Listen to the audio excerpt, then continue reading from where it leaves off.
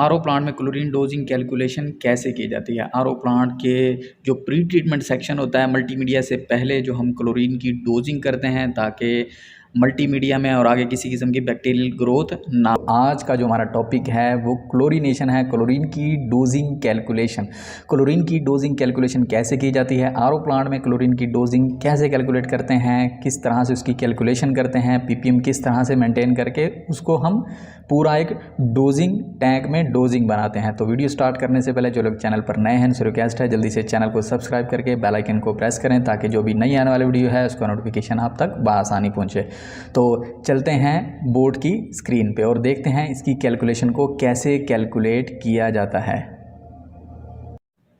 जी, तो RO plant में chlorine dosing calculation कैसे की जाती है। आरओ प्लांट के जो प्री ट्रीटमेंट सेक्शन होता है मल्टीमीडिया से पहले जो हम क्लोरीन की डोजिंग करते हैं ताकि मल्टीमीडिया में और आगे किसी किस्म की बैक्टीरियल ग्रोथ ना हो। तो उसके लिए हमारे पास 3 चीज़ों की ज़रूरत होती है। Total feed flow, required ppm, running hours. Total feed flow मतलब जितना हमारा टोटल फीड आ रही है, आरओ प्लांट की कैपेसिटी कितनी है, ठीक है, उसमें फिर प्रोडक्ट होता है, रिजेक्ट होता है, तो वो टोटल फीड फ्लो, ठीक है, वो हमारे पास होना चाहिए। इसी तरह से रिक्वायर्ड पीपीएम जो हम मेंटेन करते हैं उसमें क्लोरीन के जो रिक्वायर्ड पीपीएम होते हैं अमूमन 1.5 से 2 पीपीएम हम क्लोरीन की डोजिंग को मेंटेन करते हैं। रनिंग आवर्स क्या है, आपका आरओ प्लांट कितने घंटे चलता है उस हिसाब से आपने उतने घंटों की डोज बनानी है। 10 घंटे चलता है, 12 घंटे चलता है, उस हिसाब से आपने उसको मेंटेन करना है। जैसे टोटल फीड फ्लो आपके पास हो गया 10,000 लीटर पर आवर, तो रिक्वायर्ड पीपीएम आपके पास हो गए 2 पीपीएम, ठीक है।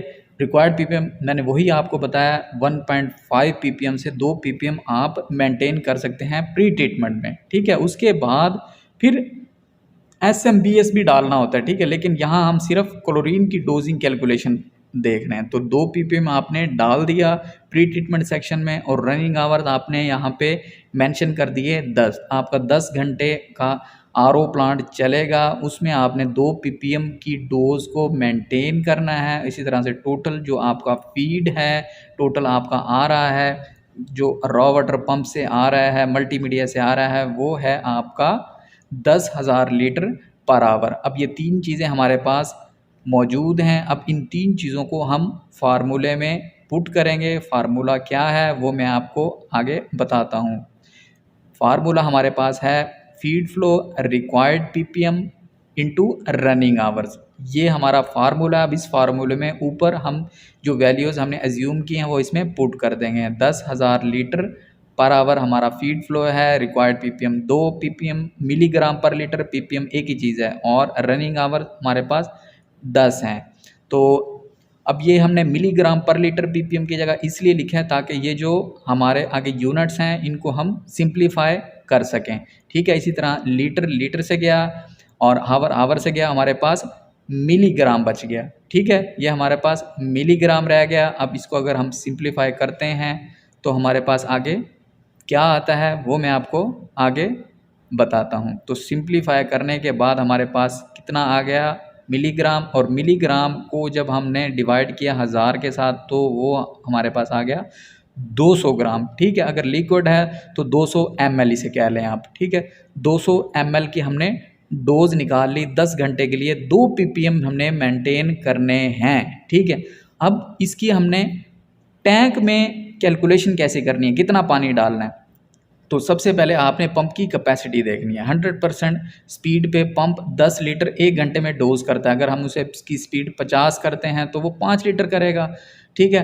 5 लीटर 1 घंटे में कर रहा है, तो जबकि हमारा आरओ प्लांट 10 घंटे चलना है तो 10 को 5 से ज़रब देंगे तो वो 50 लीटर बन जाएगा, ठीक है। हमारा 50 लीटर 10 घंटे में वो पंप डोज करेगा। तो हम ऊपर हमने जो डोज निकाली है वो 200 ग्राम या 200 ml है। उसी 200 ml में 50 लीटर हमने पानी ऐड करके 50.2 लीटर की डोज बना लेनी है, जो कि 10 घंटे चलेगी और हमारा उससे 2 पीपीएम फ्री क्लोरीन मेंटेन होगा, ठीक है। यानी कि क्लोरीन जो है हमारा उसमें 2 पीपीएम मेंटेन होगा। इस तरह से हम उसे मेंटेन कर सकते हैं। तो आपने अपने जो आपका डोजिंग पंप लगा हुआ है, आपने उस हिसाब से अपने पंप की डोजिंग को देखना है कि आपके पंप की कैपेसिटी कितनी है, आपका आरओ प्लांट कितना चलता है। उस हिसाब से आपने ये वैल्यूज़ अपने हिसाब से पुट करके डोज़ निकाल